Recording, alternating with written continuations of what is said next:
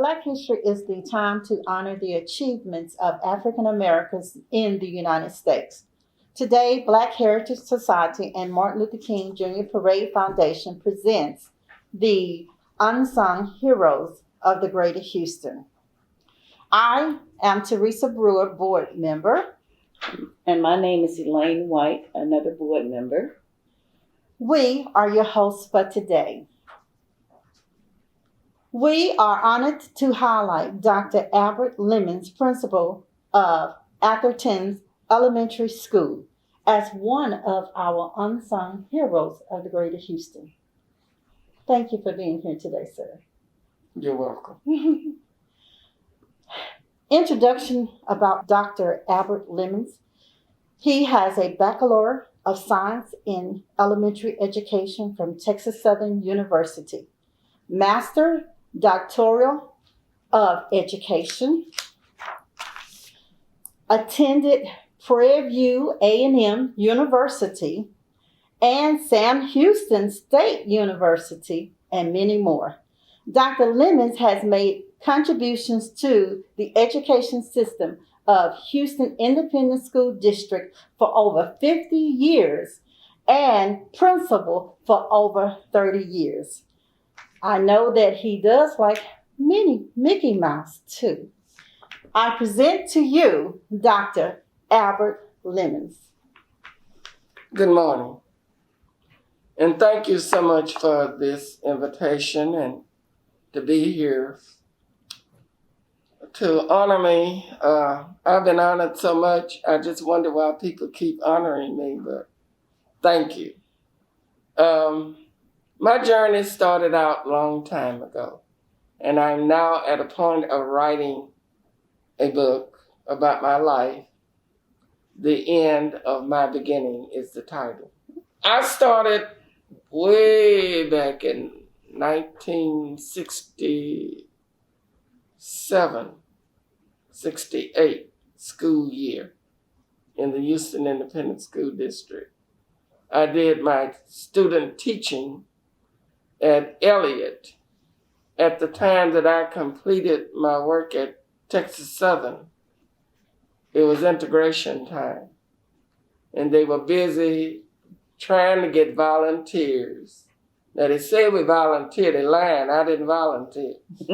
I received a letter from the administration building telling me to report to Oates Elementary School for the 68-69 school year. I was at T.M. Fairchild. Mr. Stanley, who was the supervisor for the teachers, carried me to T.M. Fairchild, where Lorraine Lancelin, some of you may know Miss Lancelin. She was a tiger in the tank. And I was there for the half semester when I received this letter. And I said, well, I just got a job, so why do I have to go to Oates? And it was due to the fact they were going through the schools, getting the best black teachers, putting them in the white schools, and letting the whites volunteer to come to our school. I can tell the story. And so I went to Oates, and I wanted to know who knew me at Oates, because I didn't know anybody up in there. Come to find out, the principal, who was Josh Shepard, saw me doing student teaching at Elliott, and she was over Chapter 1, which is now known as Title 1. And she said I needed to be at her school. So she went down and pulled my records and had me transferred without my consent. So the only thing made me stay there without raising too much sand was that the school was only 15 minutes from where I lived.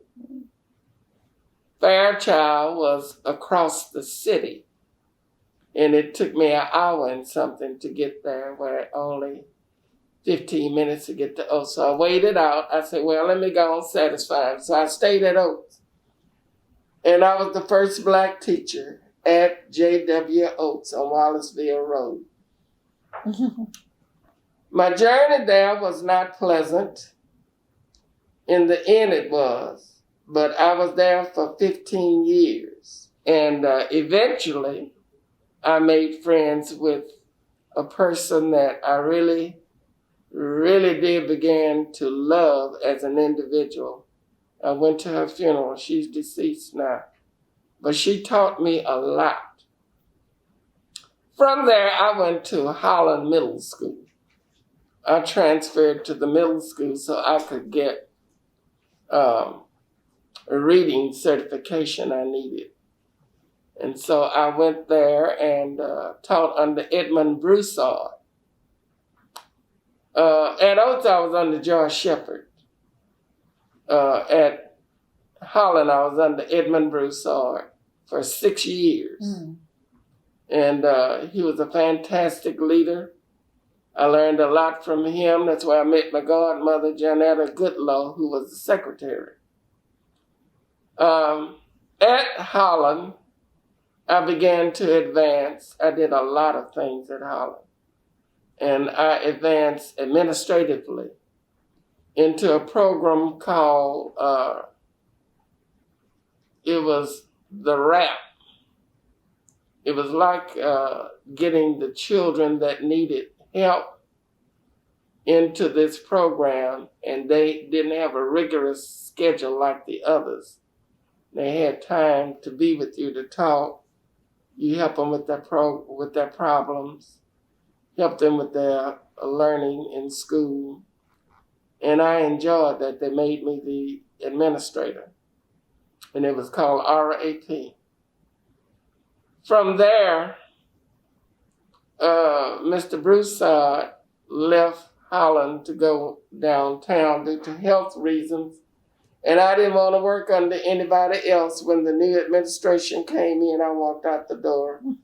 And I went to Jeff Davis High School. And there I was the technologist for the computers that were coming in. We only had the Apple, old Apple, at Holland. But in this school, they were bringing the new computers, the Macintosh. So I went over there at a friend. Mrs. Arlette King sent me over there to Mrs. Cole, Emily Cole, who is now my godmother. And I went over there, and I was to be in charge of this lab. She thought I was so brilliant. I did too, because I didn't even know how to cut the computers off. So she allowed me to leave, and I went to New Caney High School. I went down the road to Conroe. I went to several places that we didn't even know about these labs, but the white schools always had more than what we had. That's why I was proud of Kashmir, because I finished from Kashmir.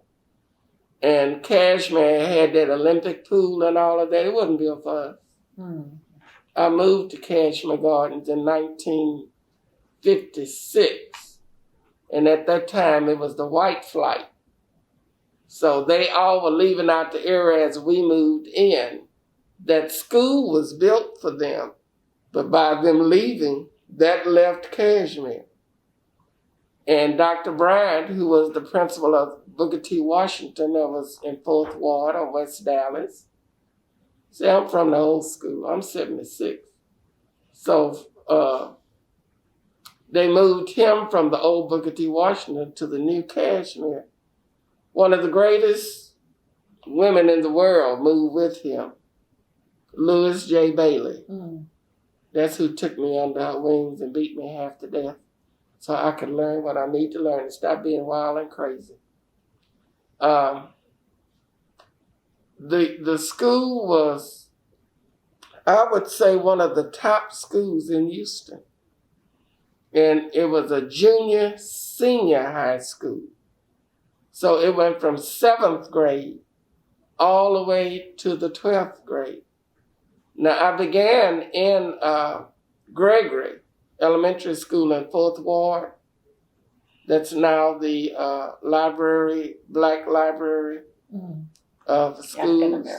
African American Library. Well, that's where I went to elementary school. Kindergarten all the way to 5th grade. And when I got in 5th grade, my parents moved back to California. I was living with my aunt, my mother's oldest sister. I left home at 6. I got tired of all of them, and I decided I didn't want to live with them. So I packed my little things, went from the apartment downstairs to the apartment next door upstairs. From all of that I went through and all that I've learned, even dealing with adults in these schools, I achieved many things in life. I'm the director of supervisors for the Gospel Music Workshop of America, James Cleveland. I've been on the African American board of the Houston Symphony. I've been the model of the year for about 10 or 12 years with the Kelly Lewis Watson and the 40 plus. Woo. And I must say, you look very sharp today, sir. Thank you very much. Yes. That's all I got going for me. So I have to look sharp, even if I can't give you a facial handsomeness. And would you surprise us with your age one more time? I am 76. Wow. I was born December 29th, 1944. And the things that I've done, I've helped so many people, I can't tell you over half of the people that I've helped. Now, I don't like grown people. I don't like y'all. But give me some children, and I'm in my world. I've been to Texas Southern. I've been to Sam Houston. I've been to Prairie View. I've been to University of Texas. I've been to the Brighton University in England. I've just been to so many places. I taught at TSU 6 years. I taught at Prairie View 4. And the rest has been at school. And W.O. Daniel Private School, I taught that 1 year also. Remarkable. My greatest achievement was building the new Atherton Elementary School. We opened up in 2013. And that was a big task. I went and got a young lady I wanted. I'm a go-getter, and you can't tell me no. Like the smarter woman told me I couldn't get that vaccine. That bitch is in there. Dr. Lemon, can I say something? Yeah. You told me that you originally wanted to be a dancer. And when after ma'am. I thought about that, I thought about God had a different calling for you because he knew the children in Fifth Ward especially needed someone like you. Thinking about the man that your school was named after, plus Dr. Bryant, what did they inspire you from their life as a principal? I didn't know Charles Atherton, but I looked up the history of him. He's from West Indies. Yes. And he came to the United States. He belonged to Trinity, Big Trinity, on Holman. Yes. And I just said, wow, that's some history. Now, Dr. Bryant, I'd give my life for Dr. Bryant. Thank you for sharing and getting to know you better and presenting your journey. That's history that we all need to know. And maybe we're definitely inspired by all your hard work. We want to thank you for your contribution to the education system and our children and community. We value all that you do. Now, we'd like for you to share with us your proclamation, if you don't mind. Tell us a little something about that. Week before last, on January the 29th, I believe it was, they had a surprise drive-by at Atherton for the community, the politicians, Well, we thank you again for all your input, your imprint in the community. And I know that the children and the parents are most grateful. Probably couldn't have done it without you, sir. But from Black Heritage Society and Martin Luther King Parade Junior Foundation, we want to present to you this certificate. Thank you. You are an unsung hero. And we just want to acknowledge all of your contributions that you've made in the community. Thank you.